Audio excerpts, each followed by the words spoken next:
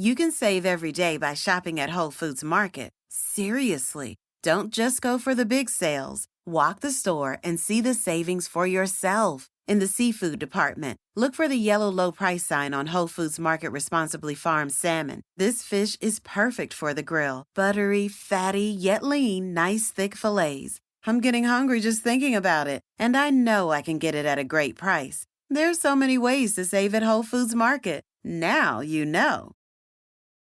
Have a question or need how-to advice? Just ask Meta AI. Whether you need to summarize your class notes or want to create a recipe with the ingredients you already have in your fridge, Meta AI has the answers.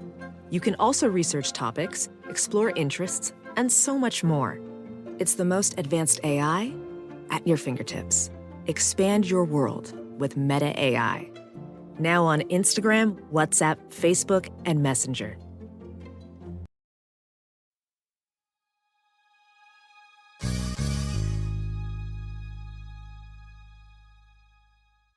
Charlie Hoehn has quietly become the expert on self-publishing your book, self-publishing a best-selling book. He's worked with authors ranging from Tim Ferriss, Seth Godin, David Goggins, Ramit Sethi, Cody Sanchez. Actually, Jay, a lot of those authors have been on this podcast many times because they've written such great books. And Charlie has helped work on every aspect of these books, not necessarily all at the same time, but over his broad range of experience, whether it's coming up with the right idea, how to put your book together in the best way, the most efficient way, maybe the cheapest way, or at least the highest quality way, how to then market your book. I've been writing books for over 20 years now. And in this 1 hour podcast, Charlie's given me so many ideas that I never even thought of before. So listen to this podcast, share it with your friends who are writing books. Also, check out Charlie's site, Charlie Hoehn. Charlie is CharlieHoehn, charliehoehn.com, where you can subscribe to his newsletter and all his stuff, and self-publish a book. I think this is important stuff to listen to. This isn't your average business podcast, and he's not your average host.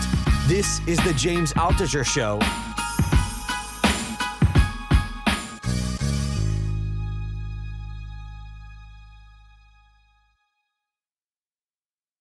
Maybe I forget everything. I forget literally everything. I have Alzheimer's now. We should call this the Alzheimer's podcast, where I describe my slow descent into Alzheimer's. Oh gosh. What's been new on your end? Like, since we last spoke, I guess I've gotten married. I've moved to Georgia. I wrote the last viral article in world history and then got punished for it by my neighbors and family. And so I had to move to first Florida and then Georgia. And one of your heroes too. That was ridiculous. I know. It was ridiculous. And I like Seinfeld. But I still do some financial stuff, but mostly I do like private investing. But I am writing a new book, and I'm having trouble with it. And I've never had trouble with a book before. I've always I wrote a book a year, 1 to 2 books a year between 2004 and 2021, and then I have not written one since. So did you? How come? Other books I sort of knew, like events would happen to me, and then I'd write the book afterwards. And I had a lot of stories and experiences from my past, like going broke and doing this, doing that. And I always kind of knew the stories I wanted to tell. But now I'm sort of like in real time having the story and writing the book at the same time. So it's a common style for many authors, but a new style for me. And then you don't really know. You think you know how something's going to end or how a story's going to work out, but you don't really know. And so you have to just sort of maximize your experiences and adventures along the way and see what happens. But it's a slower process. Right. So what's the story that's unfolding?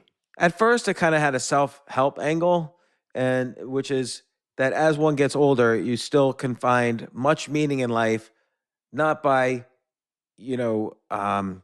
achieving and success and all that, but by going on quests, like finding something impossible to do or seemingly impossible and attempting to do it. So the idea, kind of like the quest that the mythical King Arthur had for the Holy Grail. He never actually found the Holy Grail, but he had many adventures along the way, and that's what fills the mythology of literature. The King Arthur and his Knights of the Round Table. It's sort of the epic quest, or Odysseus, Ulysses. These are all based on quests where the fact that Ulysses gets home doesn't matter so much as the adventures he had along the way.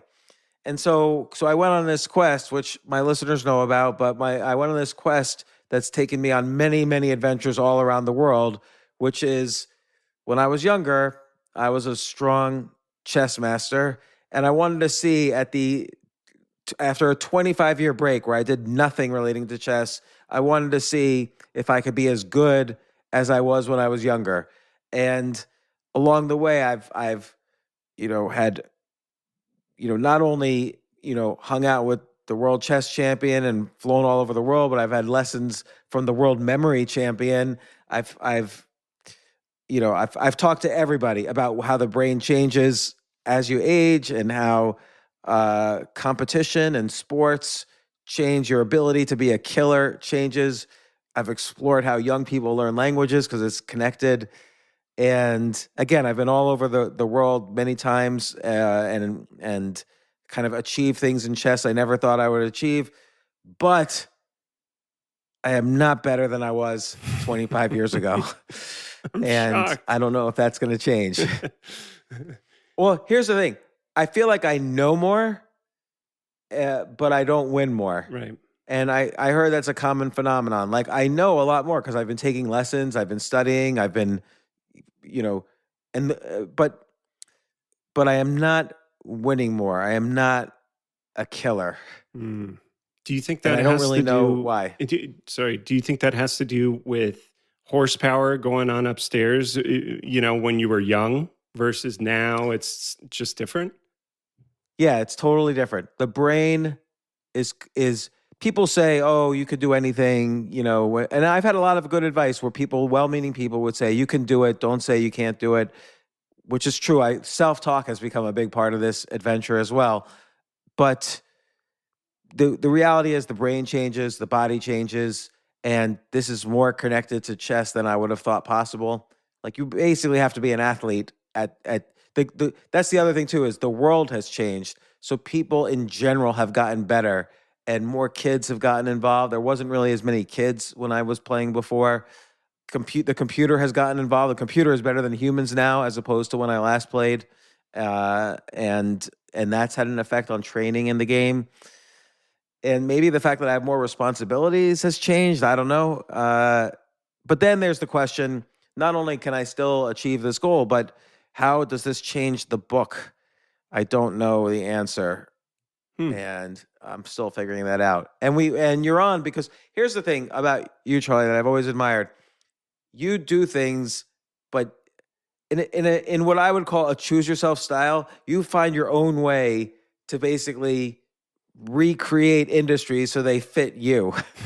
So like, when you wrote one of your books, instead of going to a publisher for an advance, you did a Kickstarter for an advance. Maybe you're the first person to do that, and it was genius. You got a bigger advance than you probably would have gotten from Kickstarter than you would have gotten otherwise. And it also is ingenious from a marketing point of view because it shows the market for the book. Everybody who donates to the Kickstarter is obviously going to get the book and buy books and recommend the book to others and so on. So you build this. It's a marketing tool as well as a tool to get in advance. Yeah. Thank you, James. I appreciate the kind words. And you've done this consistently, like in throughout your whole career. You have a very unusual career where maybe you describe it. Like, how would you describe what you do? Oh man. So I would say the simplest way that other people describe me is I help authors market their books, but I also help them edit their books, write their books. And I personally identify with, I just like helping authors create amazing books and then figuring out holistically how it fits into their life. And so I never wanted necessarily to become an author myself. It was more, it just kind of happened. And I didn't really strongly identify with it because it was such, unlike you, I felt like I didn't always have the source material or even the need to put things into books. And now I'm starting to again. But I would question that because I've read probably 1,000 books or more for this podcast in the past 10 years. I don't always remember every book I've read, but you were on the podcast, I want to say in 2014 or 2015 for your first book, or it wasn't your first book, it was what I thought was your first book, Play. And I still remember that book. Like, you were really anxious. You were having the equivalent of panic attacks or anxiety attacks. And you developed this philosophy of playing that really changed your life. And you wrote a book about it. And I remember the book. And I think about that book a lot because, again, related to this current quest, I'm taking very seriously, basically, a children's game. and play. When I read your book, I did start playing more. If I had an afternoon free, I would go to an archery range and shoot arrows, or I'd go play laser tag. I always tried to think of new ways to play after I read your book, and it really helped my life. Great. I'm grateful to hear it. And yeah, a friend of mine sent me a video yesterday of a guy named Preston Smiles, I think, on Instagram. And he talked about how he made a dedicated practice every day, 3 p.m., that he would play.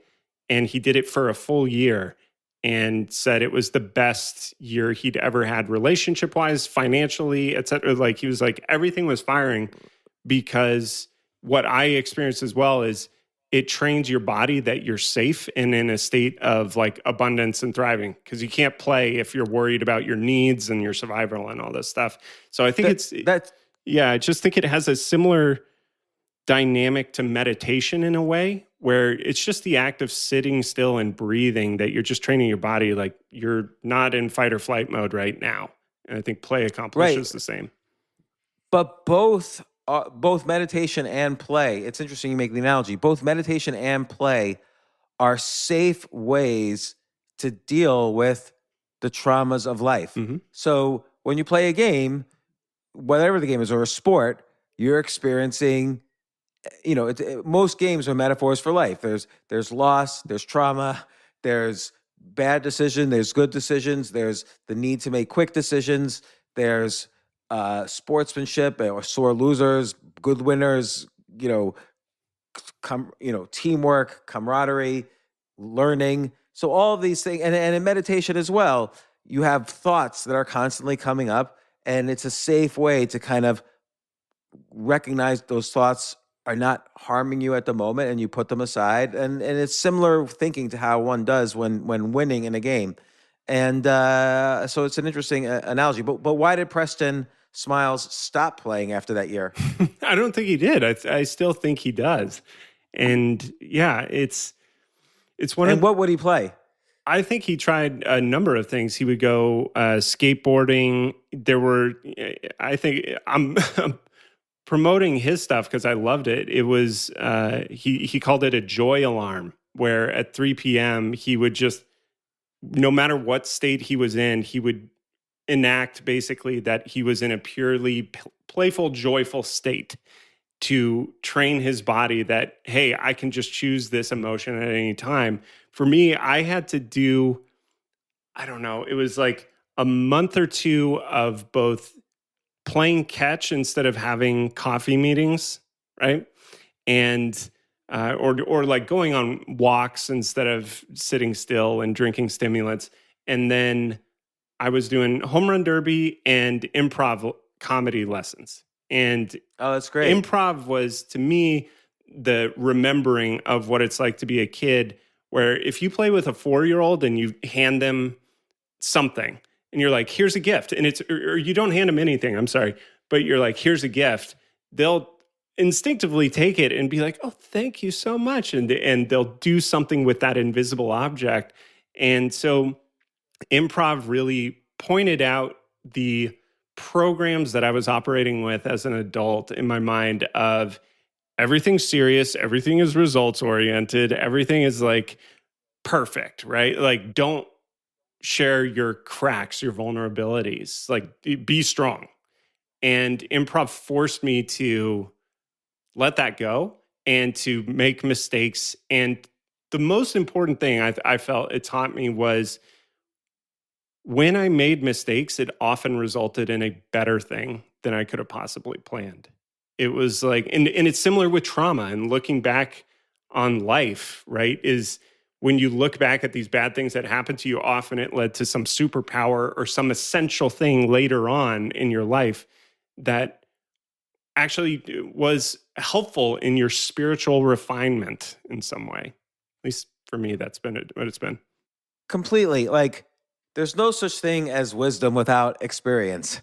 And experience doesn't just mean great experiences or good experiences. It means the full range. Like, you have to get screwed over, you got to go broke, you have to have anxiety, you have to have periods where it's hard to survive. And then I'm not saying failure leads to success, because often it doesn't, but the people who survive failure can often have experience to either avoid it again or help others avoid it. And that is a benefit, although the downsides of failure, I think, are maybe greater, which is that you just feel like shit for a really long time. 100%. If you're not practicing the act of bouncing back or gratitude for the failure or self-care, all that stuff, yeah, it can suck. It can take a long time. But you're right, like improv or games or playing is like practice for that. Like, improv also is good practice for creativity. I think as we get older, a lot of people just forget how to activate that creativity muscle. 100%. And improv shakes you out of that. Take a quick break. If you like this episode, I'd really, really appreciate it. It would mean so much to me. Please share it with your friends and subscribe to the podcast. Email me at altucher@gmail.com and tell me why you subscribed. Thanks.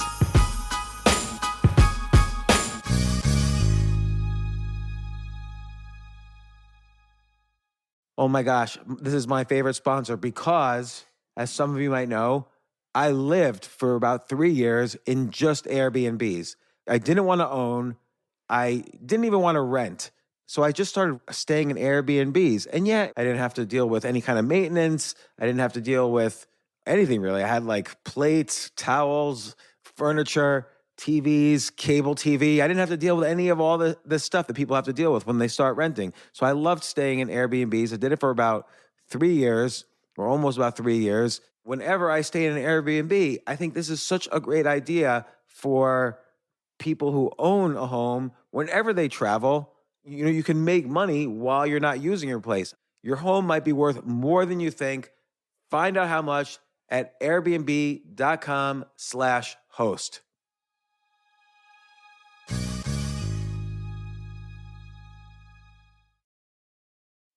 There is just so much more personal information on the internet about me, you, all of us than we could possibly realize. And it's not just like the dark web where maybe your email address, you're on some massive email marketing list.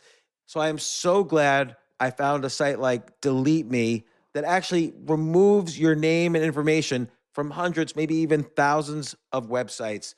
You got to check it out. You go to deleteme.com. But first, Delete Me finds and removes any personal information you know online and make sure that it stays off once you sign up for them. Delete Me is a subscription service, removes your personal info from the largest people search databases on the web, and in the process helps prevent or identify potential ID theft, doxing, phishing scams. So sign up and provide Delete Me with exactly what information you want deleted, and their experts take it from there. Trust me, you will find tons of stuff. Data brokers hate Delete Me. When you sign up, Delete Me immediately goes to work scrubbing all your personal information from data broker platforms. Your personal profile is no longer theirs to sell. So take control of your data and keep your private life private by signing up for Delete Me. Now at a special discount for listeners of the James Altucher Show, today get 20% off your Delete Me plan by texting James to 64000. Text James to 64000. The only way to get 20% off is to text James to 64000. I'll say it one more time. That's James. Text it to 64000. Message and data rates may apply. See terms for details.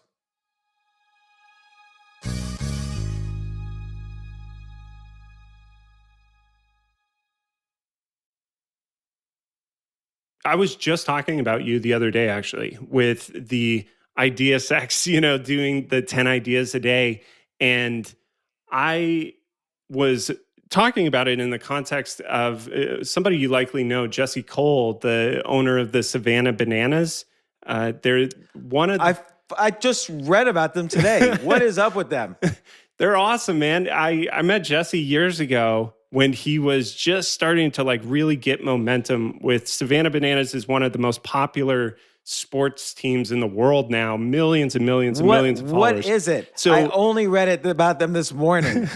So it is a baseball team that's rewritten the rules of baseball. And so they have taken all the crappy parts about baseball that make it so boring and tedious and made it into a fans first experience where everything is about entertaining the fans and not sticking to the hard and fast traditional rules of baseball. So there's lots of examples, but some are like their umpires dance. They don't have to pitch all 4 balls, I think, for a walk to occur. They can just be like, walk, and the sport exploded. And the reason I brought you up in the context of that conversation was because he was one of these people that wrote 10 ideas a day, and he made it into a religious practice. And he said 7 to 9 out of the 10 ideas that I practice or that I write, that we come up with, that we're going to test in games, they fail. But we'll hit that one that will carry over, and it'll become like this legendary part of the games that everybody talks about. And so he's like, we've just been doing iterative processes like that.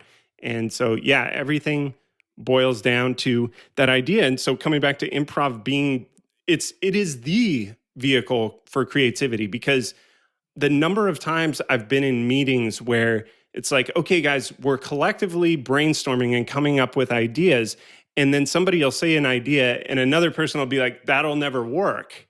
It happens constantly and people don't even think about it. But it's like, you're just slamming down on this process, when in reality, the famous improv thing is yes and. No matter what anybody says, you build on it, no matter how ridiculous or outrageous it is, because that's how creativity happens.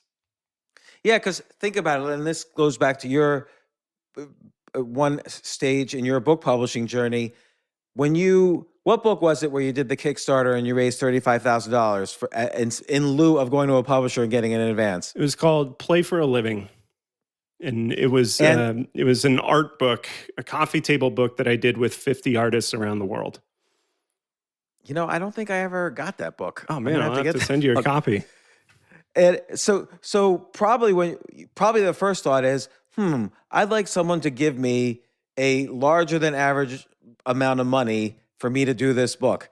And then someone would probably say to you, well, okay, you go submit it to 30 publishers and pray that some kid likes it and some marketing department thinks it's worth publishing, and some publisher thinks it's worth publishing, and some agent negotiates a deal, and then maybe you get $10,000 advance for it, for a coffee table book, because not a lot of people buy coffee table books. And you would be like, no. And then people would say, oh, there's no other way to do that though. But if you do yes, and maybe Patreon or Kickstarter is a way to do that. I mean, how else are you going to come up with that idea? Exactly. Yeah. And it was also, I see this in you as well, obviously with the hero's arc you described, but a lot of it is just, what would be an interesting way to do this that would be exciting for me? Like, how can I make this game interesting? And after having done you figure out the blueprint for other types of launches for books. I had never done that. I just thought it would be exciting and interesting and collaborative. And it felt aligned too with the nature of the book, to play it would feel off if I was just like telling people go buy this rather than, hey, let's have this be a collective. And so you've worked with mega, not only have you written your own books, which I think you downplay your own role as a writer, but you've worked with mega writers like James Clear, Ramit Sethi. Well, I'll pause you there because James Clear, I will just give a footnote. He would have done amazing if I were alive or dead. He sold 15 million copies of Atomic Habits. He and I are buddies. I did a bowling alley meeting with him where we hung out for a few hours and talked about his book, but he knocked that out of the park. It had nothing to do with me, but I give a little nudge of, hey, I may have contributed. And okay, then you mentioned David Goggins, Ramit Sethi, Cody Sanchez. Did you work with her on her? And her book's coming out in September. I'm super excited I think she's a genius. I'm super excited to read her book and have her on the podcast about it. And then you worked with a bunch of people. You worked with Scribe too, right? Mm-hmm. Yeah, 6 years at Scribe. But yeah, I've worked with a lot of big names and learned from them. I learned the most from Tim Ferriss when I worked with him for 3 years. I learned a lot from Seth Godin when I first started out. And yeah, Cody and Noah Kagan are the most recent authors. I've kind of had a big role Noah's in the production. book is great. Yeah. Noah's book was fantastic. $1 Million Weekend, fantastic book. Mm-hmm. $1 Million Weekend and Main Street Millionaire with Cody's book. It's funny how both books does every book have to have million in it now? That's not, maybe, is that your advice? Just have $1 million in your title. They tested well. $1 Million Weekend was such a strong concept right out of the gate. We tested that on Tim's blog, and it's still, I think, in the top 5 blog posts on that blog, which is thousands of articles, right? And then Main Street Millionaire for Cody's was one, we tested a number of titles, but that was both one of the strongest performing titles and most aligned with the message and her brand. And so you use the word test, and this is super important. People underestimate this. I'll just describe for Choose Yourself, which is my best-selling book by far. We tested the title. I tested the title. I remember I didn't like it. My initial title was the Choose Yourself Era, because like this was a time when now we could choose ourselves. But I didn't like it because I didn't like saying the phrase. It sounded like error instead of era. So we with Tucker and Max and Ryan Holiday, came up with a bunch of other titles: Choose Yourself Era, Pick Yourself. Ryan had some other title. There was a bunch of other titles, and we bought Facebook ads with like $20 budgets just to see which, and the Facebook ads you could click, but they would click to nowhere. We just wanted to measure how many people would click, and like 80% was Choose Yourself as opposed to the other titles. Love it. That's great. And it's a great title. How did you test? How did you test Cody's title? So I get kind of intense about this, so we can geek out on it together. I use pickfu.com to run quick tests. Pickfu. Well, how do you spell that? pickfu.com.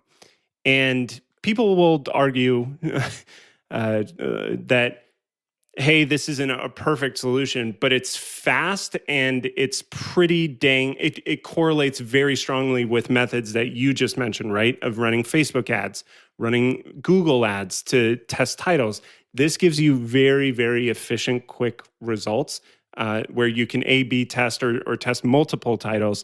And the way I like to do it is I'll brainstorm first with the author, then we'll brainstorm those options against ChatGPT to see if other variations come up that look promising. And then we'll shortlist them based on some criteria that I developed a little bit and Scribe developed, and I'll score them and weight them across categories like FOMO. Do you get immediate fear of missing out just by hearing this title? How compelling is it? How easy is it to say? How fun is it to say? So it's like 8 or 10 criteria. And so we score each of them quickly in ChatGPT, take the top performers that we like, run them through PickFu a handful of times with different variations. And then I'll even mock up like really rudimentary covers, right? Where it's just, the cover There's no design on the cover. It's just the title. And then I'll have people click which one they want. And so having that data I've used to convince traditional publishers, I won't name who it is, but I had to convince their publisher that they botched the title and they were stuck with it. And then I just showed them the data and they were like, all right, we have to change this.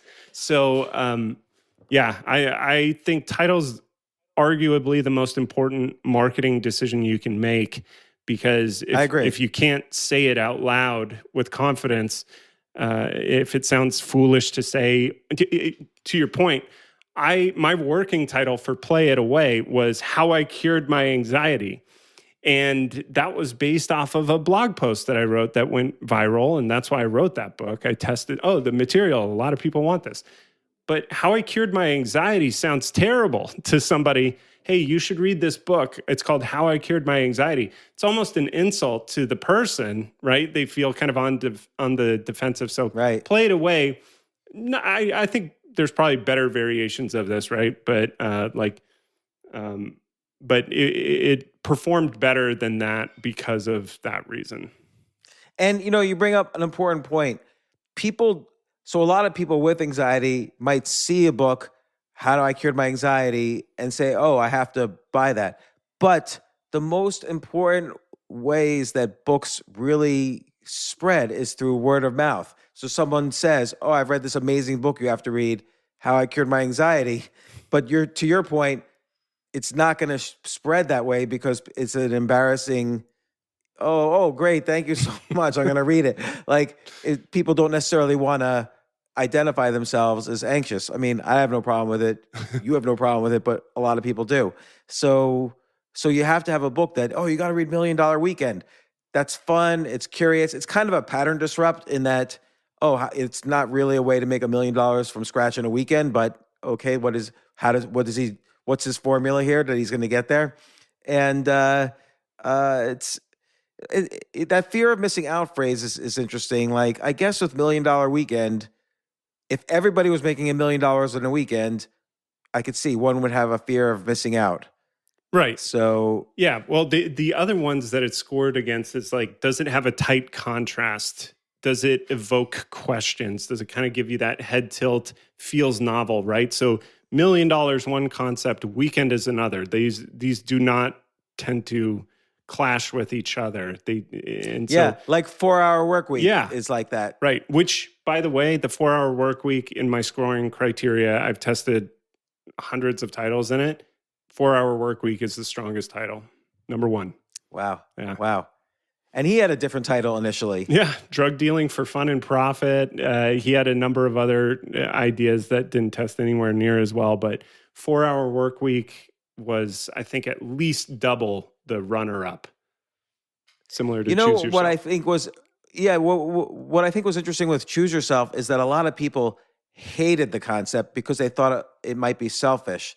So I think that if the title also evokes controversy, then it's like Naval Ravikant once told me this, that you don't want 3-star reviews. You want a lot of 5-star reviews and 1-star reviews. Yeah. Like you want people to love you and hate you, not be mediocre about you. Right. And so that's another part is, can people talk about it, whether they want to read it or not? And so with the 4 Hour Work Week, it's a perfect example because people have visceral reactions to it where they're either super excited or they're actively angry. Like, that's impossible.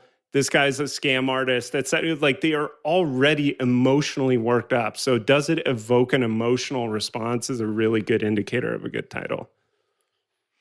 What about like Malcolm Gladwell books like Outliers, for instance? Or The Tipping Point. Well, I guess all of those are or Blink. All of those are aspirational too. Like, can I be an outlier? Or can I judge someone just in a blink of an eye? Or is my company or is my life hitting a tipping point? So there's some aspirational quality to Malcolm Gladwell's books as well. What about Freakonomics? Freakonomics is fun to say. It's a fun concept. Yeah, right. Right? And for something that's so boring, it's like those two, freaks and economics, they do not come together often, right? So I would say that's super strong on that front. And What other book titles do you like? Oh man.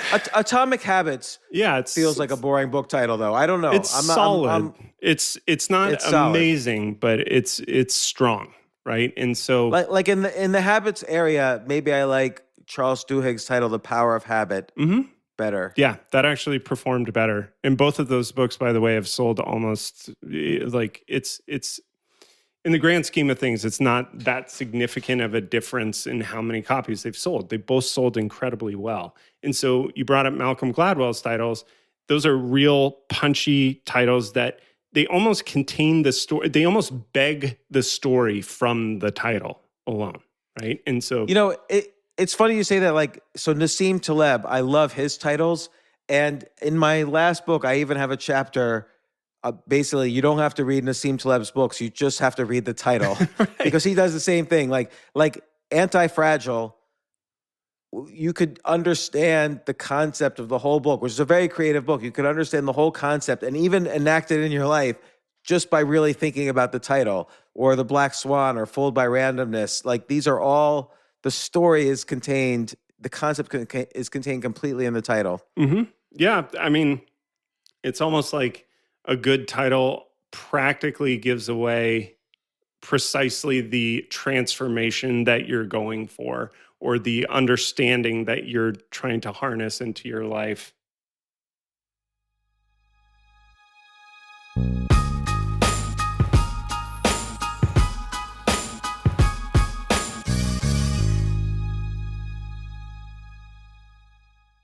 Oh my gosh, this is my favorite sponsor because, as some of you might know, I lived for about 3 years in just Airbnbs. I didn't want to own. I didn't even want to rent.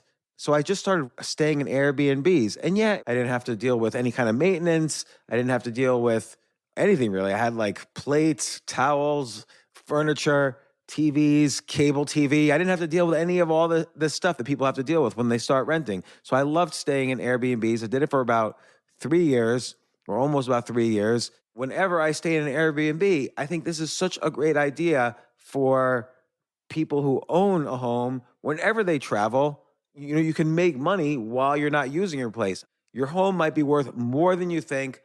Find out how much at airbnb.com/host.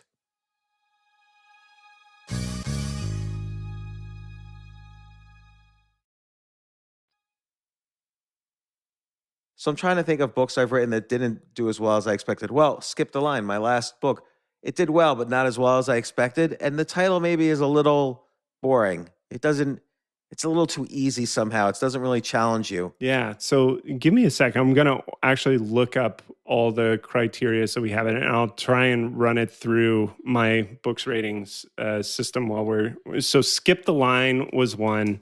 And then Choose Yourself, and then you had Reinvent Yourself. You've had a ton of books, but I'm just curious what it'll rank these. The Power of No did well. Yeah, that's a good title. The Power of often is very good. And so, and similar, like that goes to the contrast, right? It's the power of something very simple that doesn't seem powerful. Same with like The War of Art. Right. I was talking to my wife yesterday as saying, I think a good title for a book, it would be The War of Joy, where you always are trying to get yourself into that state and stay in that state. And it is a choice oftentimes, right? But you are at war still, especially when you have kids who are, throwing you into an array of chaos and, there's stressful moments, all this stuff. So, all right. So Skip the Line had a decent score. And so why do you think that book didn't perform very well? Or as well as your others, I should say. Yeah. I mean, it was the first book I had done in a while with a traditional publisher. And so I wasn't able to do my normal marketing things as easily. But I don't really know. I think actually it was my best written book. So I don't really know, to be honest, why it didn't do as well, except I just didn't do as much marketing for it as I normally would. It came out in 2021, so there's a COVID thing. But I didn't even call up people and say, hey, can I come on your podcast? I just didn't do my usual stuff. And I don't know why it wasn't like a huge bestseller. I felt it should have been, but it wasn't. Do you think it's just simply reflective of at that period of time, you didn't really feel like going into doing all this stuff? And so usually you're the one who can, I always think of a launch as like, you're just lighting as many sparks as you can and hoping it catches fire, but you don't know if it will or not. Yeah. So to be honest, this was like in the aftermath of that New York City is dead article. And I let the reaction to that affect me more than I should have. And I was a bit, let's even say, depressed. And I just wasn't doing anything. Well, I didn't leave the house. Yeah, should have is a strong word. I think any normal human being would react. Like the fact that you were able to get through it is great, because to go through what you went through is really hard. And I think people don't realize how difficult that level of criticism is unless you've had already thousands of arrows in your back from little comments on YouTube, little comments in the blog. It's like those all kind of, you don't know how like the blood draining from your face down to your feet feeling is until you've experienced something like that. So my hat is off to you. I don't think you should have been able to get through that any faster than you did. So I wouldn't beat yourself up. And it's unfortunate. I had 2 books come out during that time when I was basically depressed from this, and neither did that well. Like I did like 0 marketing for all of it, and I did 0 business stuff. Like other than the podcast, other than the podcast and starting to play chess again, I basically did nothing. Yeah. I mean, it was a draining time. I don't honestly blame you for that. That's tough. And yeah, I mean, book launches are a lot on their own, much less or much more so after a global pandemic and an icon basically attacking you in a public forum. Yeah, it was weird because most people, I would say, and my listeners have heard this, but most people, I would say, loved the article except for all the people I knew and was close to. Oh, so everyone in New York, right? Yeah, and my family, and then Seinfeld, and just I lost a lot of friends and family. Do you think it's because they identified with it? Do you think it's because they identified so strongly with New York that it felt like just a personal attack? Maybe. And then what happened is that, but then it tied into all sorts of other things. So like when Joe Rogan mentions it, or Rush Limbaugh read it word for word on his show, I didn't know Rush Limbaugh. I didn't ask him to do that. But then people in New York obviously thought, oh, this is some alt-right wing opinion about New York. It must be like you are the company you keep. So that would create another wave of attacks. And I owned a comedy club that was vandalized. Jay, the producer on this podcast right now, was harassed physically, and just lots of things happened. Family members would write articles against me, and it was just a weird thing. So I really I had been attacked before. I've had controversial articles before, but this one, somehow everybody knew how to press the right buttons, and I fell apart for a little bit.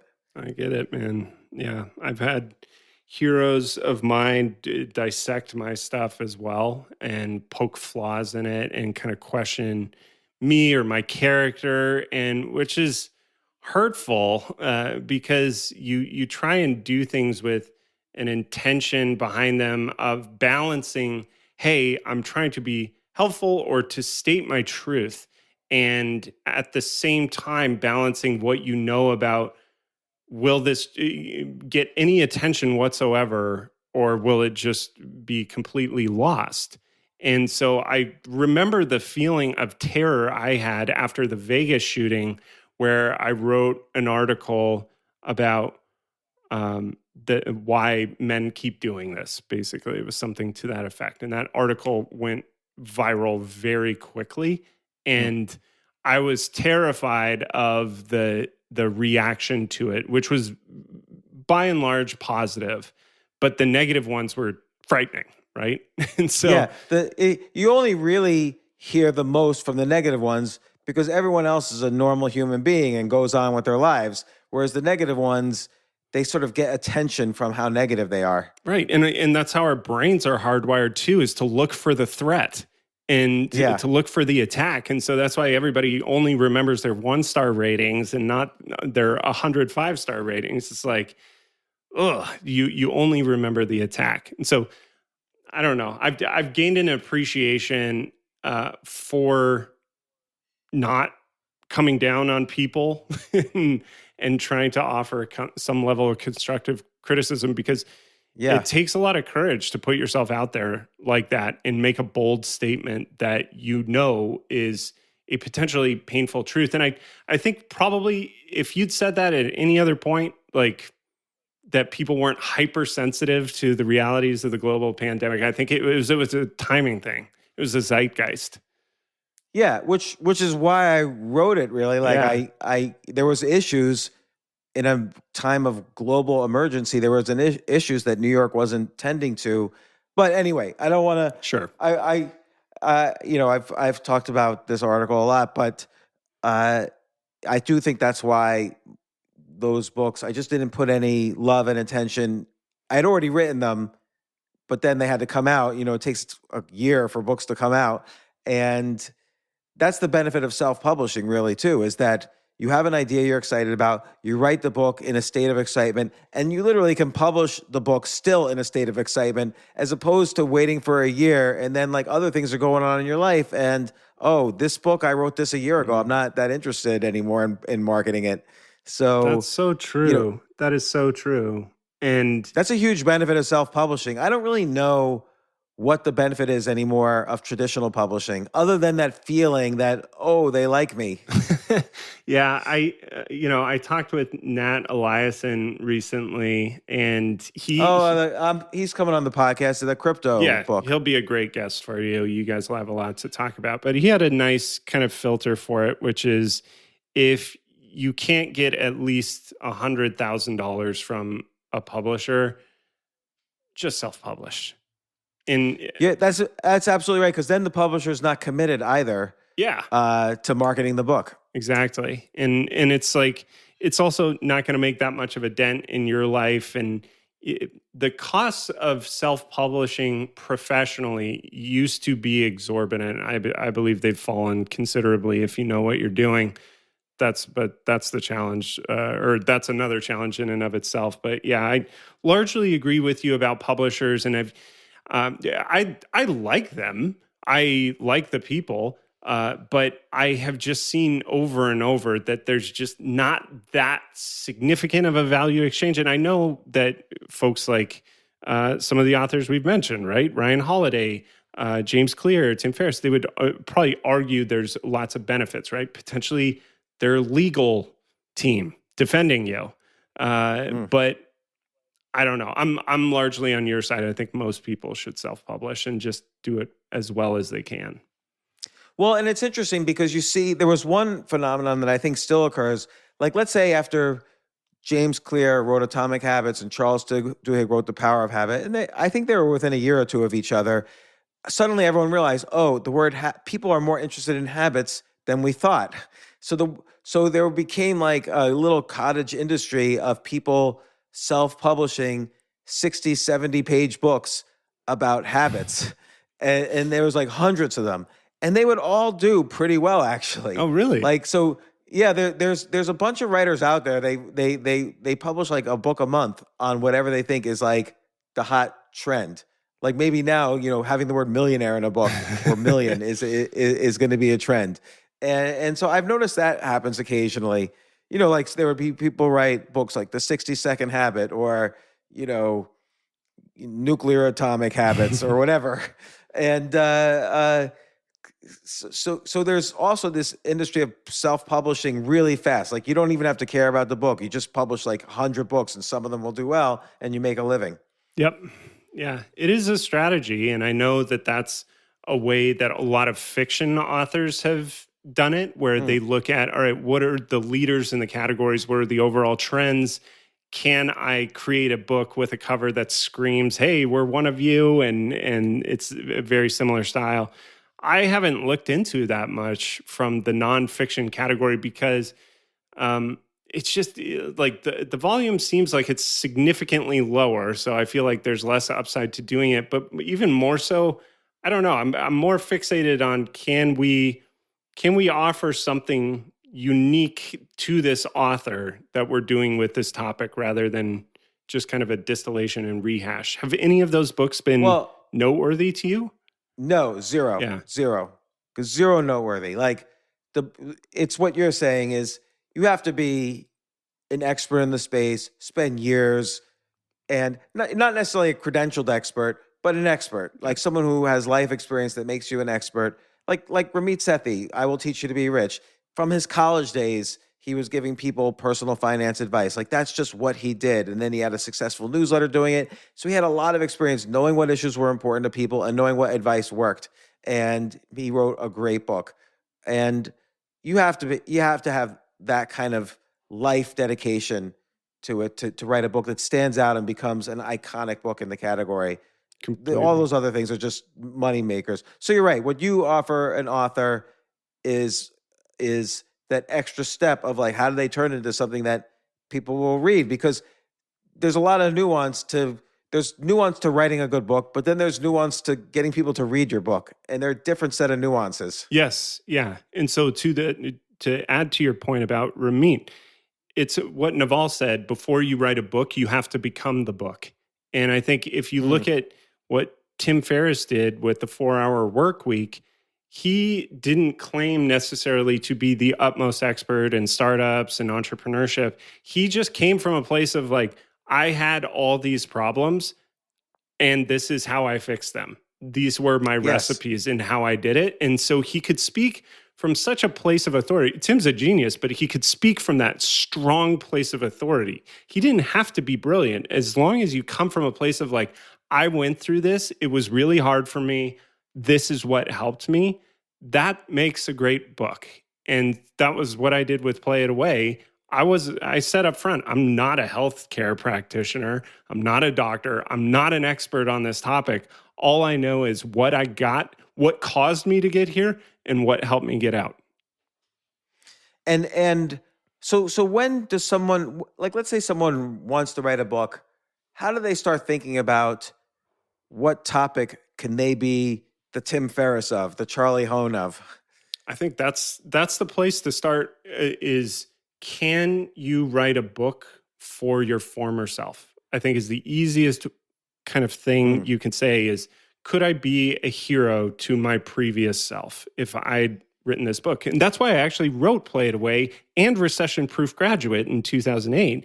I was desperately looking for advice that worked, and nothing worked. And none of it was in the category that I wanted it in.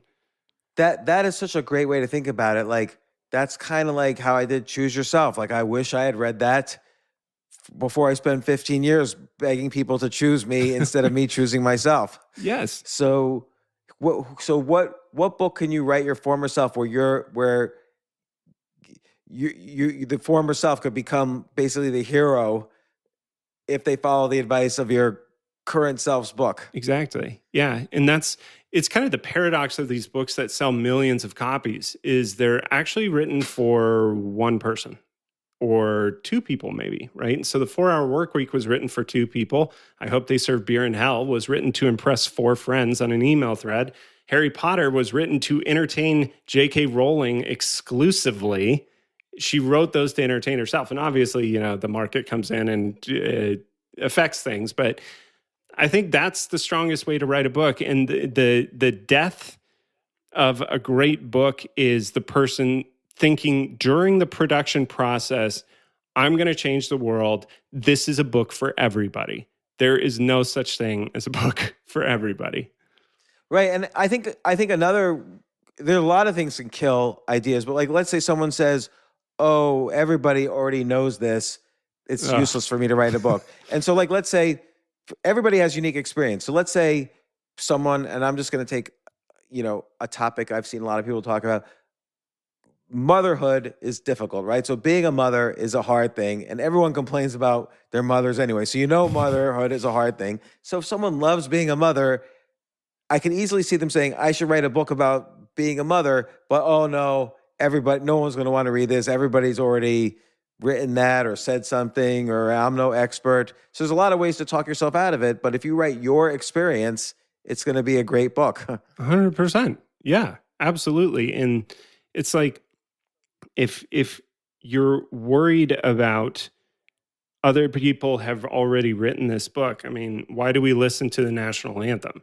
It's for many reasons, really, but like it boils down to we want to hear a new voice and we want to reinforce what we want to believe or what we need to hear, right? And so we want to be unified together. And so it's similar with books where it's like, I told somebody recently, they were like, I don't know. I'm just like, there's been a bunch of books written on this topic. Like, what unique angle do I have to add to this topic? And I was like, I've literally read at least 25 books on your topic, and not like an exaggeration, because it's so interesting to me and I want to be the best at it. And so if your book comes out, I promise you I will read it. It's not going to sell 100 million copies, but it will sell a lot to the people who care about that topic, and it will change them and make them want to work with you. And there's a couple interesting things to unpack there too. And it's like what you said about the national anthem. Why do we all listen to it again and again? You're right. We want to hear a new voice and hear it in a beautiful way that's unique. But also we want to reinforce beliefs that we all have, not just on ourselves. We have these beliefs together. Let's say you go to a baseball game, you sit, everybody, 40,000 people in the stands sing it together. People want to be part of a tribe. And I think the goal of a good book too is to build a tribe around your ideas. So the 4-Hour Work Week built literally a very strong tribe around the idea that, hey, there are better ways to work than the 40-hour grind that we've scheduled our lives around. Or Freakonomics, hey, here's a really cool way that we can all look at economics together, and you could take into new situations and impress your friends looking at economics this way. Or, what's the $1 Million Weekend. Yeah, Noah gives all these kind of challenges in the book, and hey, I'm the type of person who reads the $1 Million Weekend and does these cool, quirky challenges like Noah Kagan does. And you build a tribe around your book. Yeah. And I think a slight step back is that it makes people feel like they're not alone. It's like you don't have to necessarily go in with the intent of, I'm going to build a tribe around this book, but more so this book is going to find the tribe that is fractured out there and feeling alone. And this will be this like unifying force of, there are people like you with this problem who are trying to figure it out. And this is a calming solution right now, right? So I think of like The Subtle Art of Not Giving an F, I thought was perfect timing with the cultural zeitgeist of millennials feeling like the media did not match, traditional legacy media did not match the social media. And the problem was that people were dealing with the struggle of social media and the weird social dynamics that it created. And so The Subtle Art of Not Giving an F was just like Buddhism with a modern millennial spin. And it found and struck a chord with all these people who are like, I'm not necessarily looking for God as the answer, quitting as the answer. But I want to have an identity of a person who doesn't really care so much what other people think. And yeah, it was brilliantly timed with a title just as strong as The 4-Hour Work Week. And by the way, then suddenly there was a whole bunch of books with the F word in the title. Yes, that was the other thing. It created a category. And so to that not matching social media, legacy media, like books were kind of stiff and you knew what you were getting and it was all kind of whatever. To my knowledge, it was the first book that did that. Can you think of a book that did that before it? I could think of one novel with the F word in it, but it wasn't like the book. And I'm trying to think if I could think of anything else. I can't really think of anything. Yeah, so I felt like it was a category leader in that regard and was automatically remarkable in a way that hadn't been seen. Yeah. So, okay, so let's say, but let's take it one step further. Let's say you really have a hard time. You want to write a book, but you have a hard time thinking what to write about. Is there any way to explore topics and see which one resonates with you? Yeah. So I like to think of what have you helped at least 3 people with or transform into? What is a problem that people consistently come to you asking for help with and paying you money to solve? Those can be great, right? Because it can add fuel to the fire that you already have. And you've already have irrefutable proof that this is valued among other people, that it's not just you. And I think the common mistake I have made, and a lot of other people make too, is I'm just really interested in this notion right now.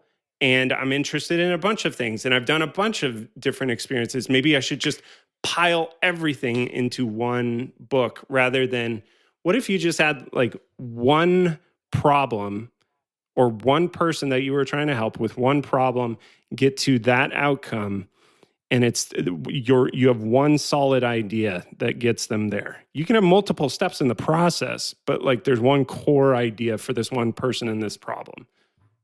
That's kind of how I think of it. Yeah, that's very good advice. So, okay, then what's the next step? You could write down your stories. You could the next step always for me is just making a list of topics that fit under this broader topic and stories and experiences that I've had, not necessarily in chronological order. Yeah. And stories that I've read about other people that kind of exemplify the topic as well. Again, not in any kind of order, because I actually appreciate sometimes things that are out of order and then you sort of weave them together in an unusual way. 100%. Yeah. Yeah. I do a few different things. So one thing that I do think is useful from the traditional publishing process is the book proposal where they make you look at comparative titles. I do think it's actually useful to like put in Canva, okay, if this was on a shelf, what would the books around it be? You know? So I've done that for like TEDx talks too, is like, what are the other TEDx videos that this would be suggested with, kind of thinking around that. And so that's one. And then I agree with you 100% where it's stories. What are all the stories? Can I get like 25 to 50 stories on a piece of paper that are related to this topic? And then I just like drawing a line of from here's where the reader is starting over here to this is the reader completely transformed. What are the most efficient steps to get them there? Usually between 6 to 12, because those are kind of conventional book lengths and they're things that we expect. Sometimes I'll preface and precede that with, let's talk about your book business idea, right? Like your book business plan, so to speak, where how does this fit? Are you trying to make money with this thing or not? And a lot of people are. If they're not, if they don't care, they just want to get the idea out, sweet, skip that step and go into the next one. But I think looking at positioning is useful. And then I completely agree with you, the stories and then the steps. Well, this is an interesting thing, the book business plan. Why should people write a book? And now let's compare now to like 40 years ago or 50 years ago, where there was no social media. TV outlets were hard to come by. Like you couldn't just get yourself a TV show or a radio show. And then there was sort of a reason to write a book. That was like a path to fame and a career and credibility and so on. What are the reasons to write a book now as opposed to a LinkedIn article or a viral TikTok video or whatever? That can still happen, by the way, that they can break through.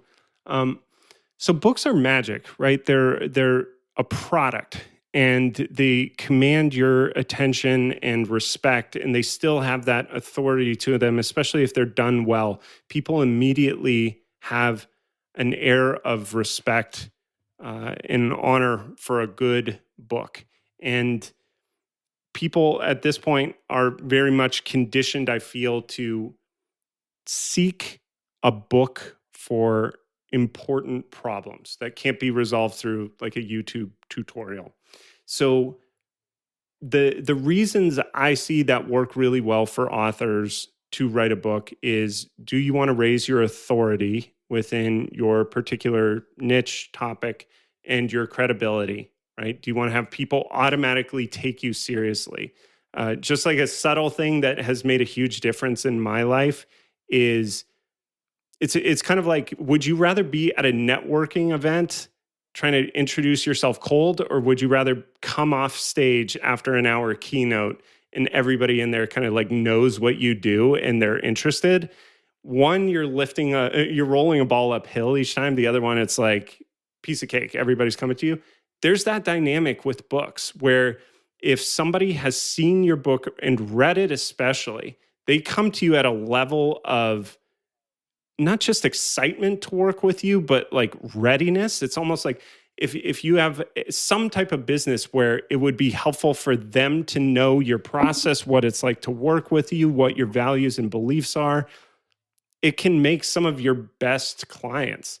And so, but I think one of the biggest misconceptions is that people fall into is they're like, I'm going to make my money through selling books. And I think it's the worst way to make money. Usually it is a way. Yes. But it's a way, but I don't think anybody should really write a book for the money. Even when you get a big advance, okay? Let's just hypothetically say, I'm going to make up a number. You get a $500,000 advance. The advance is usually broken into 4 parts. Like you get $125,000 up front. You get $125,000 when you deliver the book. You get $125,000 when you publish the book, and then maybe you get $125,000 a year after that. I don't know. But it's scheduled out. An agent takes 20%, so now you're getting, I don't know, $97,000, something like that. And then taxes takes half.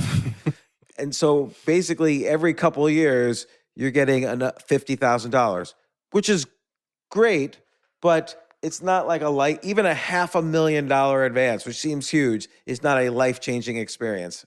Yep, I agree. And so what I tell authors is like, if you can't give away your book for free and hit your financial goals, if you're using a book to actually like grow your business, then you have the wrong business model, or like your offer isn't priced high enough or whatever. Just seeing, it was one of the benefits of working at Scribe was I got to see the authors that kind of like really did well financially and how with their book. And what was fascinating to see was there were many authors who made millions of dollars just giving their book away for free. And I'm not even talking about like the free plus shipping and handle Facebook ad funnels. I'm talking about literally didn't list it on Amazon, printed off 1,000 copies, and then went to like law firms that catered to wealthy clients and just dropped their books off and asked them to hand them off. And so it's similar if like, you know that scene, did you ever see the WeWork show on Apple TV? Do you remember that show? No, I haven't. So I remember it, but I haven't seen it. Is it worth seeing? Yes, 100%. It's a great show. But there's this scene where the founder of WeWork, he just goes to he figures out where the main investor of WeWork, the big one, I forget his name, but he goes to where he knows he's in the audience. He figures out how to get a speaking slot on there, and then delivers a speech that is solely intended for that person to raise money. And he ends up making a ton of money from giving that speech. It's similar to a book where I'm like, look, if you only had like 3 copies of this in print, they never went on Amazon, but if you put it into the hands of the right people and you care about growing your business by this much, like assume 1 or 2 of those people convert and they become your clients. Does that hit your financial goals? For a lot of authors, if they break it down, they're and consultants in particular, they do these big offers that are 6 figures. Yeah, it can be really profitable just to mail your book out with a letter. I think it's true, and you don't get, for whatever reason, there is a certain cultural significance to writing a book. It's a stake in the ground. It's an event that says, I am special in this area. A LinkedIn article won't do it. Mhm. A YouTube video will not do it. No matter how great the YouTube video is, it just won't do it. A book, though, like a friend of mine is upset. He sold only a couple thousand copies of his book, but he was also just asked. Yeah, that, by the way, that's solid, but he's a little upset. But he also was just asked to give workshops in all these countries on the topics of his book. So he's got like this worldwide tour happening where he is the expert. He never would have gotten that without the book. Absolutely. Yeah. YouTube, I think, is the closest thing I've seen online to like having the staying power of a book, but nothing compares to if you want to have the respect of the types of people that you really want to collaborate with, work with, connect with. I mean, I made one of my best friends through, he read Play It Away, then he reached out to me. He's like, I've been a professional speaker. If you ever want advice, like consider it repaid because you helped me a lot with this book. And yeah, it's like I've great had a lot of that relationship. as well. Yeah, the writing of Choose Yourself, other than the book and any experience related to the book, just the friends I've made. The wife I made, like my Yes. wife encountered me because she read Choose Yourself and then sought me out when she saw that I was speaking. She didn't know I was in New York City. There was an event I was speaking at, and she went, and that's how I met her. That's amazing. And I will double down on that and say the same thing with me. I'm married and our third kid's on the way in like 2 weeks. And I don't know if we would have gotten married had I not gone through that journey, first of all, right? And made that book. Her dad, my father-in-law, read the book while we were dating. And he was always kind of prickly to everybody else, but he read that and he was like, Charlie's not bad. And Yeah, so, see? yeah, there's a level of trust, especially if you do it in a sincere way where you're only trying to help the reader and you're not trying to take. I think a lot of books try and take and trying to exploit.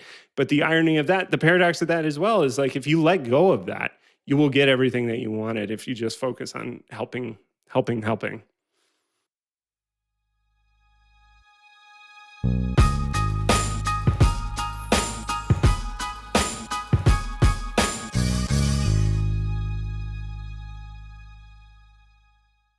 Oh my gosh, this is my favorite sponsor because, as some of you might know, I lived for about 3 years in just Airbnbs. I didn't want to own. I didn't even want to rent. So I just started staying in Airbnbs. And yet I didn't have to deal with any kind of maintenance. I didn't have to deal with anything really. I had like plates, towels, furniture, TVs, cable TV. I didn't have to deal with any of all the stuff that people have to deal with when they start renting. So I loved staying in Airbnbs. I did it for about 3 years, or almost about 3 years. Whenever I stay in an Airbnb, I think this is such a great idea for people who own a home. Whenever they travel, you can make money while you're not using your place. Your home might be worth more than you think. Find out how much at airbnb.com/host.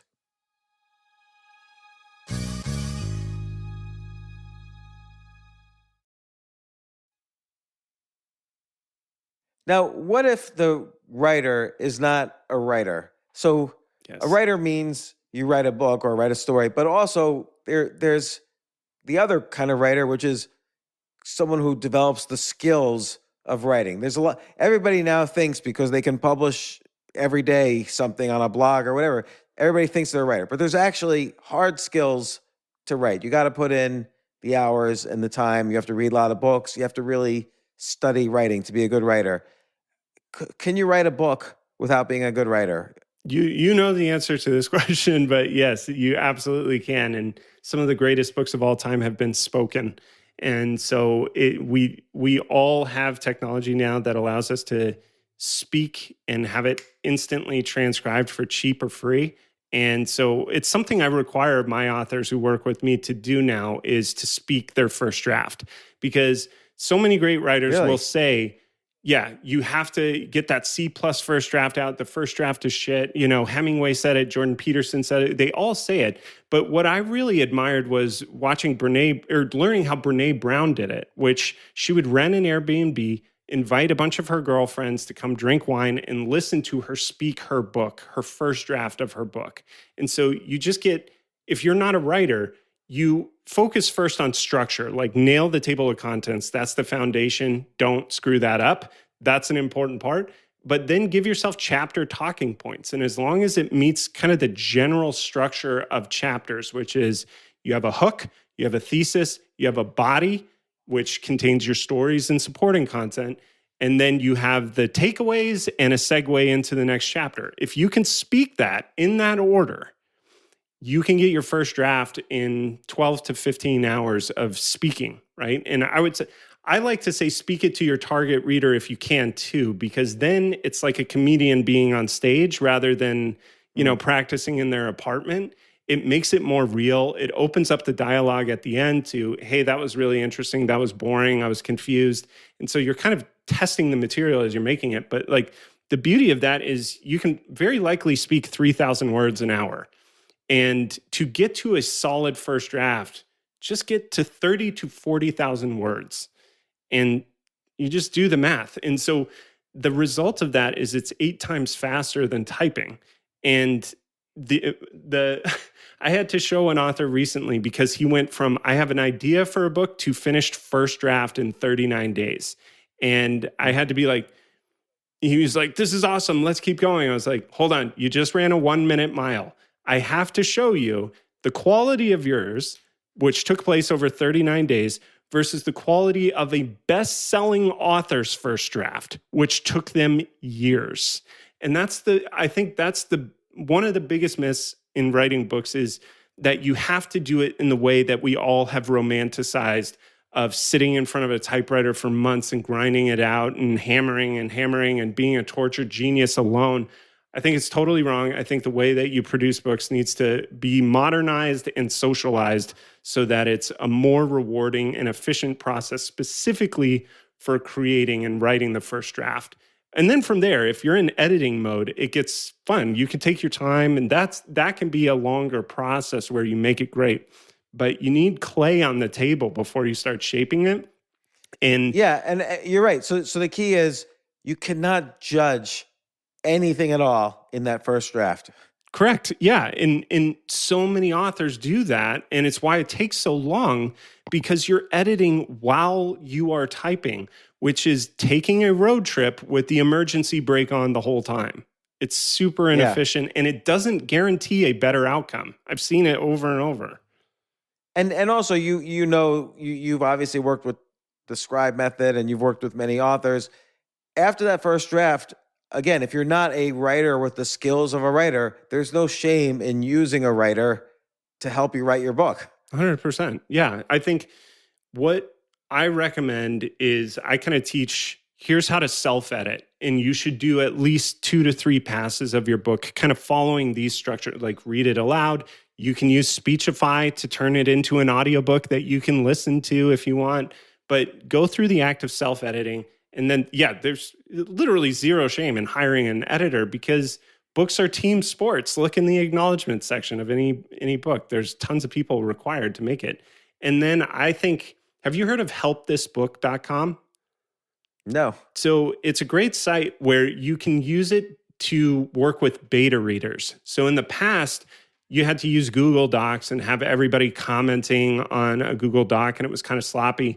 With helpthisbook.com, they can highlight sentences and mark, this was confusing, or love this, or bored, or whatever. And then you can see it as data of, okay, these chapters are weak. This chapter is particularly strong. And you can dive in right into those sections. And so it's like $30. And it's a really useful tool to be able to see where your book is weak.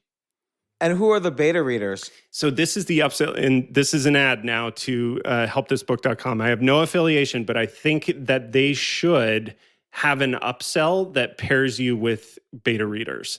Right now, it is your responsibility as the author to go find beta readers, which is generally speaking It's a pool of people made up of topic experts all the way to complete novices who are just like either fans of yours or just wanting to learn about it, right? And so the benefit of doing this is, and I never recommend skipping beta reading. Not only will it make your book a lot better and prevent 1-star reviews, or I guess 2-star reviews, it will actually make these people feel like co-creators, which is a really important psychological shift that you need to have. Like, James, how many emails per month do you think you get being like, hey, James, I know we haven't spoken in 10 years, but I just wrote a book. What I'd love for you to do is buy a copy, leave a review, and share this on social media today. And do you get those emails? And I get them a lot. Yeah, right. And they don't work. And it's also like guilt inducing. All of a sudden, it's like, where's this even coming from? But if you... it's almost a guarantee that I'm never going to talk to that person again. Right. Because then I have to explain why I didn't read the book and spend the time writing a review. Right. But but I get why they do it and why it's so common, because people suck at marketing and they're so isolated during the creation process, when in reality, you have to be inviting co-creators in, because they're like exponentially more likely to do the things you want them to do when your book comes out, if they feel like they had a hand in how good this book is. You know, another way, it reminds me of the technique I would often use, like I use this for Choose Yourself, is basically, you know, I wrote articles on almost every topic and, you know, related to the concept of choosing yourself. And the way I beta tested each chapter was that article successful? And then I'd rewrite that article into a chapter in the book. Exactly. And so, you know, because the thing is, you can say, oh, well, that's not fair. It's just a collection of articles. No, it wasn't, because I did rewrite everything to kind of fit into a book format. But also, so what? Right. Like, not everybody who's read those articles is going to read the book, and vice versa. And maybe somebody who read one article didn't read the rest. And there's different audiences for different things. Like, it doesn't matter if you plagiarize yourself. Like, just very few people are going to they might not even remember, oh, I read this in a different format before. But then, okay, now there's the rest of the book. So they didn't really read it. So I found that was a good way. Like, ultimately, you can beta test and get feedback per chapter by writing it into an article first, and then just rewrite what you want, take the best chapters, the most popular articles, and make a book out of it. 100%. And I would say it's negligent to not do that, because going back to stand-up comedians, like literally all of them do this process. And if you see them twice in 6 months, they will tell you the same jokes usually, but there's variations, there's different beats. They've placed them at different parts of the set, etc. And that's the only way they can make a good set, a good hour, right? And it's the same with books. If you aren't testing this stuff, you're setting yourself up to have zero clue what the market is going to do when it's in their hands. Like, often I would start off, I would go on Quora and I'd answer a question like, oh, what are the 5 best life hacks I can learn in 30 seconds or something like that. So I'd answer a question. And then if it got a lot of upvotes, meaning I helped people, as per your earlier point, like, can you have you helped people? So I would see which things got the most upvotes of my answers. I would write on Quora every single day. And then I would turn it into, like, let's say, an article and publish it in either, any of a number of different places that I could publish.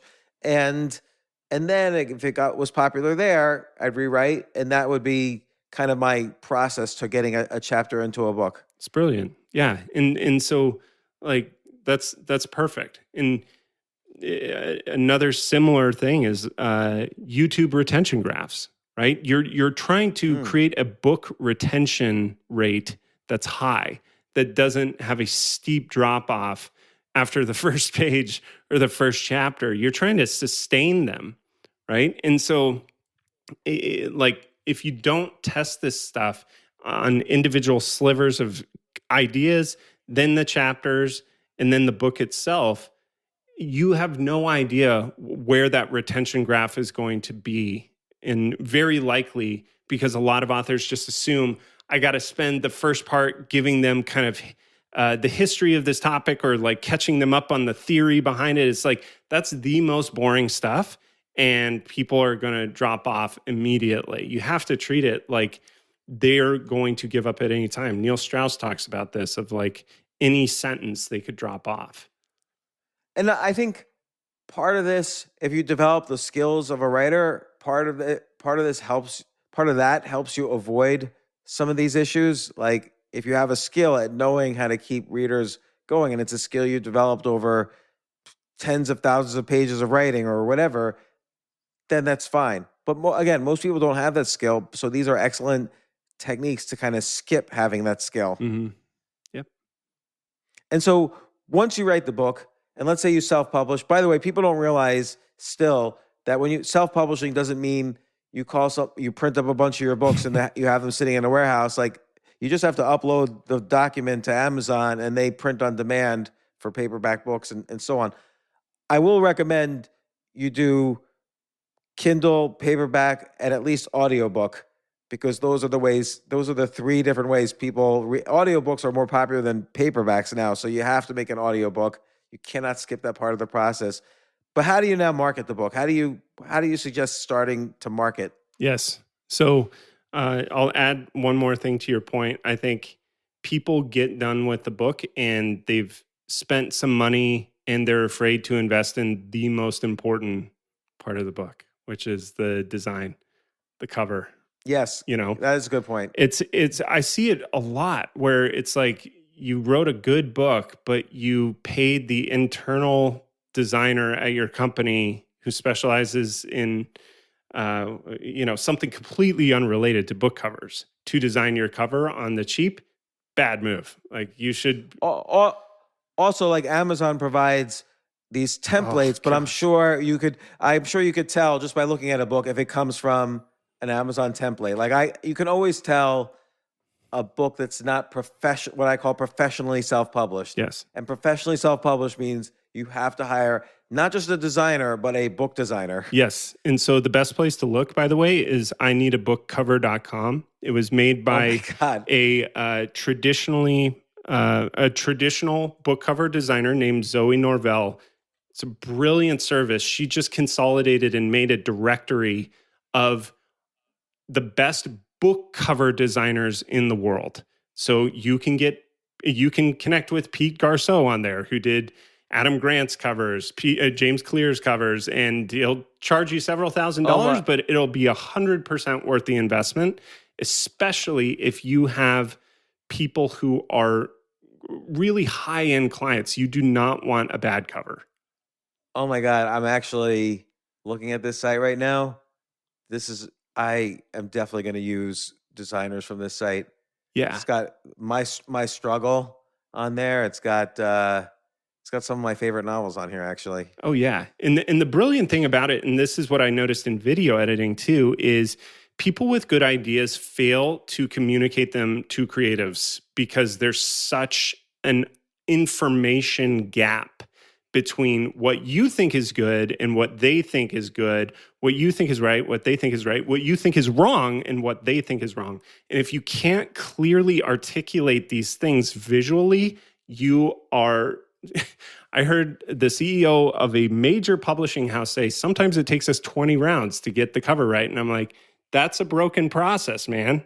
Like it's a lack of a creative brief that's adequate for a professional designer. Yeah. And, I find a lot of the covers made by publishers to be not that good. Right. And I do think it's because of this. Like they have the resources, they do invest. And just to give you an idea of like what it typically costs, I think, to get a really excellent cover, I think you want to spend $2,000 to $3,000. If you want like epic, you can spend up to $5,000. And the bare minimum I would spend is $1,000. And so like in the grand scheme of things, it's not much, but it's literally the YouTube thumbnail for your book. People who make these great videos and then they'll make the thumbnail in Canva last minute as an afterthought, wonder why it only gets 100 views. It's like the packaging, man. It's the packaging. You should have invested in an amazing thumbnail and you'd have way more views. It's the same with book covers.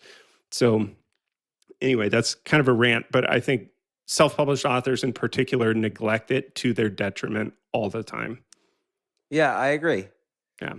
So okay, but now marketing. Marketing, yeah. So again, What's the deal? I would be leaning into a kind of can you get these people kind of involved? Your following, so to speak.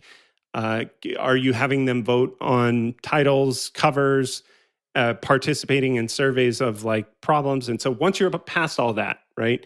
I think the next step is to think in terms of what are the proper incentives that will get people to buy this book in numerous copies and numerous copies that make sense, right? And so don't just arbitrarily try to sell 1,000 copies. Like no one, generally speaking, wants 1,000 copies of your book, but you might speak to organizations that want 100 copies of your book at their next speaking event that to give away for free. And so my colleague Rory Vaden, who's brilliant at bulk sales, calls them BILFs, which is books in lieu of fee.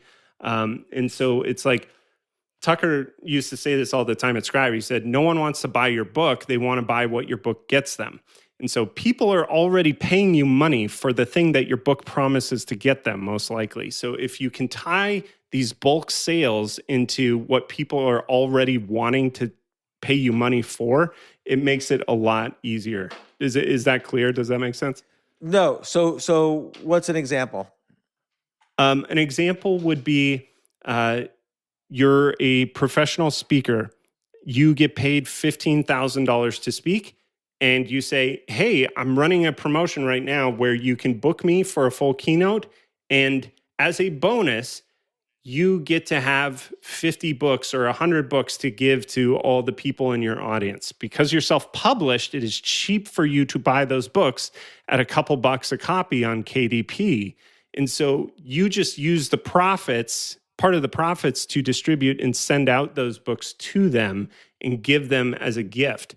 And so you're doing it as a self-published author that way because traditional published authors have to worry about bestseller lists and all that stuff, and it's a miserable game that I really hate to play.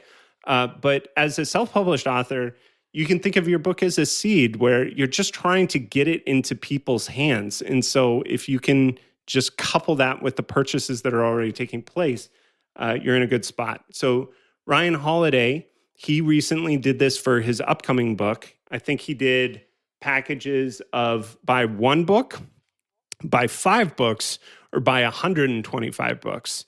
And they're good packages because they make sense to his kind of spectrum of readership, right? So one book might be, you get a video message from Ryan and an early instant download. And you'd have to look it up, but I'm just guessing here. If you buy 125 books, you get access to a live in-person dinner at, with him and a small group of people. And so if you're running a company that you have 150 people there and you can give away those copies of the book, it's great. So the reason you're doing this is because it's very difficult to sell 10,000 copies of a book to 10,000 individuals or like one copy to 10,000 individuals. It's a lot easier to give them the option to buy multiple copies of your book that they can then distribute and give away on your behalf, and you can end up selling more copies. But if you're a first-time author, and you might not necessarily have that fan base yet, sure. How do you get the word out even that you have these packages available, or how do you get people interested in those packages? I would disagree. Like this would work for someone who has. Mm-hmm. I would challenge you on that. If you're a professional, if you're an expert who's getting paid to do something that you've written your book on, you likely have connections on LinkedIn, Facebook, family, friends, etc. And then it's a matter of just making them available and telling those people about them. And I think it's kind of like your Kickstarter campaign built that audience for you. Exactly. It was one of the big things I learned from that was that, and I'd seen it with the 4-Hour Body too. When we marketed that, we did all these different packages. So I saw, we'd made this really outrageous, compelling package if you bought 30 books, and then another really good one if you bought 3, and then all of a sudden those 2 packages were like, whoa, those are moving a lot of copies. We got to double down and just promote these too.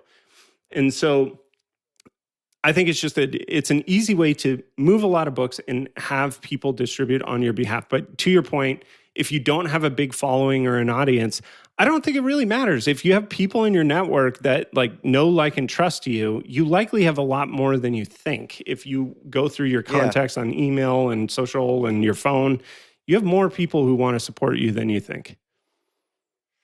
That's definitely true. Now that I think about it, at every point in my life where I was writing books, I never really suffered for that first initial group of people who really wanted to read what I was writing. So if you use that to kind of sell more copies, that's doable. Mm-hmm. Yeah.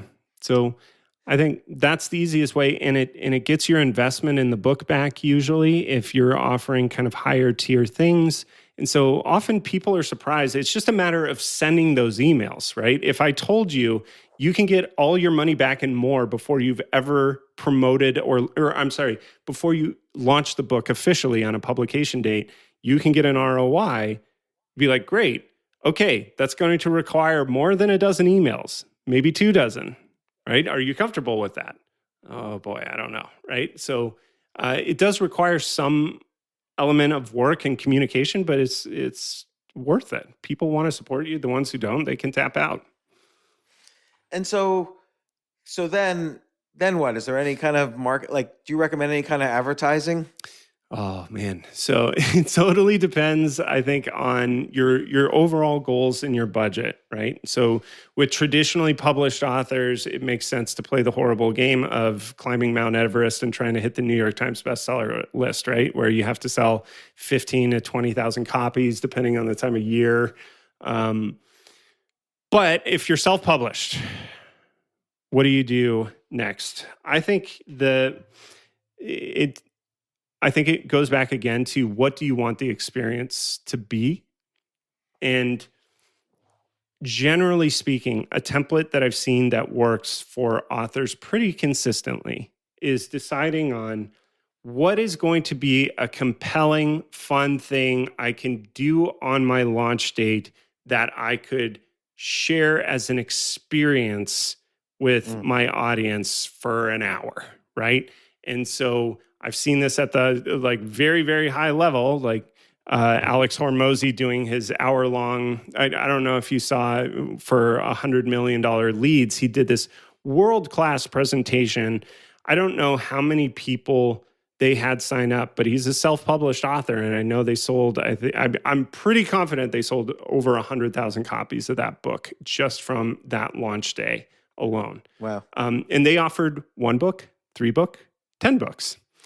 And so they did a world-class presentation. And I think I've seen authors do all day long events where they're having people on as guests and they're streaming it and whatever. But I think it can be as simple as you do a Zoom meeting that you're genuinely excited about. Like, and buying a book is just the ticket to go to this event.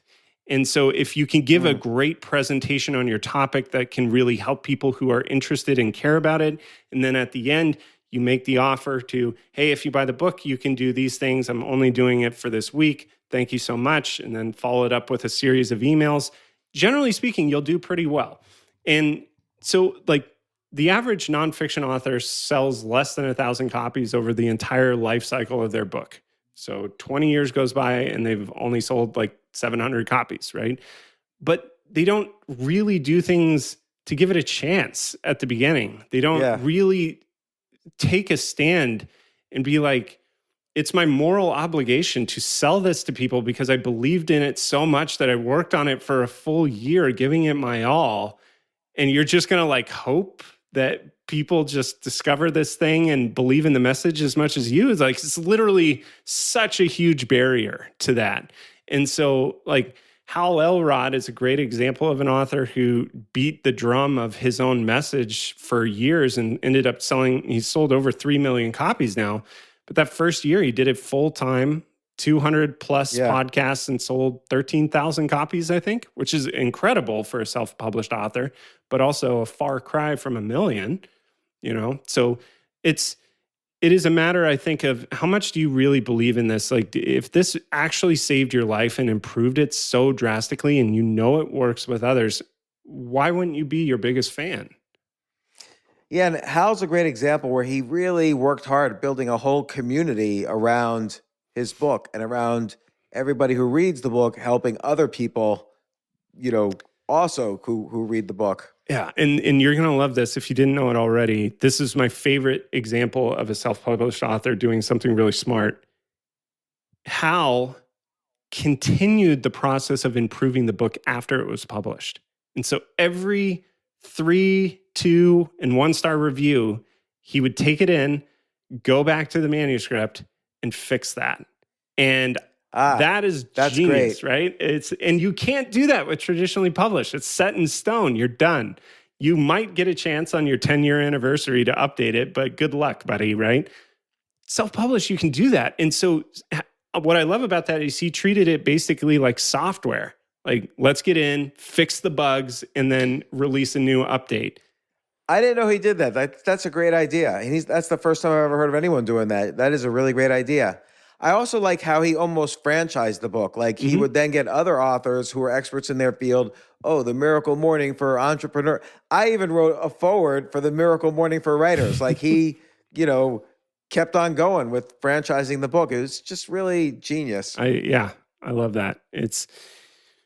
Once you get to a certain level where you can figure out other means of distribution and scaling it up, that's great. So what's your next book? My next book is very likely going to be something to the effect of the 1,000,000 copies method, or something along the lines of all the hidden DNA I learned from seeing authors who've sold millions of books.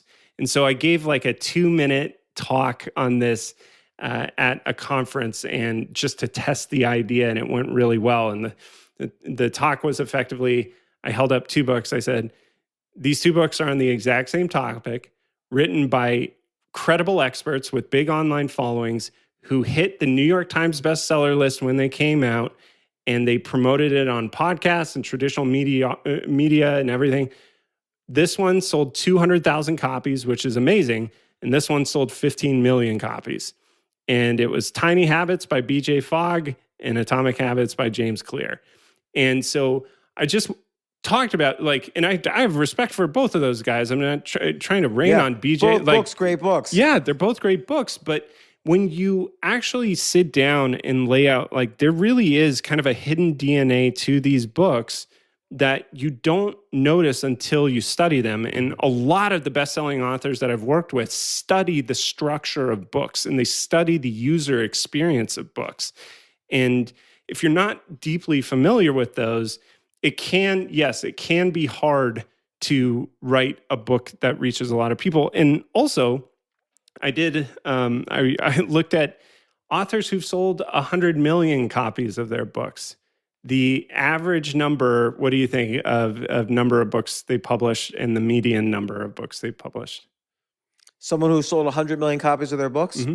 I would say I would say the average and the medium are kind of similar, but since you're asking it that way, it's probably different. But I would say on average, they've sold about 50 books. 56. And the median, I think, was 165. And so that's interesting. Yeah. So when I learned that, it kind of also gave me a perspective of similar, I think you probably had when you were writing a book a year, is if I really want to make an impact, I can't just count on this being a hyper quality. Like, books like Mark Manson's and James Clear's are uber outliers, right? And James, you could argue, and both of them took the same path of writing online, testing, figuring stuff out, and then finally coming out with like a golden book that they worked really hard on. Ryan Holiday did the same thing. His books, sales numbers dropped the first 3 books, and then he hit on Stoicism and sales went through the roof. And so I think it is like overall a numbers game, and can you just keep the wheel going and not count on, this is my only shot at this game, but can you do it multiple times? Yeah, that's critical. And like you see this for fiction too. I mean, this happens most with fiction that you'll have like 3, 4, 5, 10, worst selling books before you have your first best selling book, and then it changes your life. Like Mario Puzo had 2 books that failed before The Godfather, and it's a ton of stories like that. Yeah, yeah. It's like you're I like throwing this it idea, at a though. target, trying your The best. million copies method. I like that. Thank you. So you'll definitely have to come on the podcast when that book comes out. And Charlie, such valuable information, and I'd also love to hear all your stories about the different writers you've worked with and your experiences with them, like David Goggins and all that crew. So definitely come on again to talk about this. And I think this is such an important concept. Like it really still is equally important, as important as it ever was, to write that book and get that stake in the ground that here's who I am today.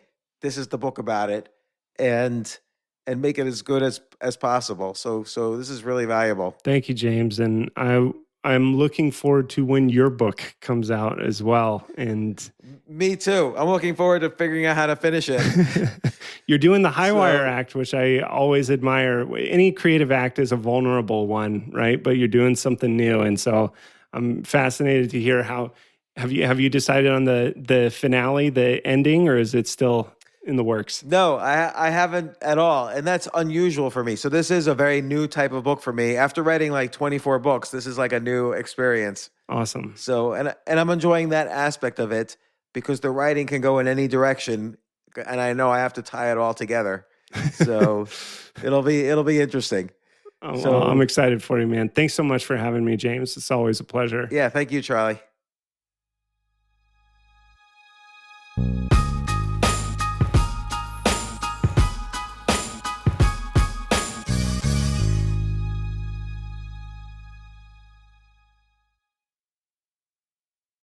Have a question or need how-to advice? Just ask Meta AI. Whether you need to summarize your class notes or want to create a recipe with the ingredients you already have in your fridge, Meta AI has the answers. You can also research topics, explore interests, and so much more. It's the most advanced AI at your fingertips. Expand your world with Meta AI. Now on Instagram, WhatsApp, Facebook, and Messenger. Imagine earning a degree that prepares you with real skills for the real world. Capella University's programs teach skills relevant to your career so you can apply what you learn right away. Learn how Capella can make a difference in your life at capella.edu.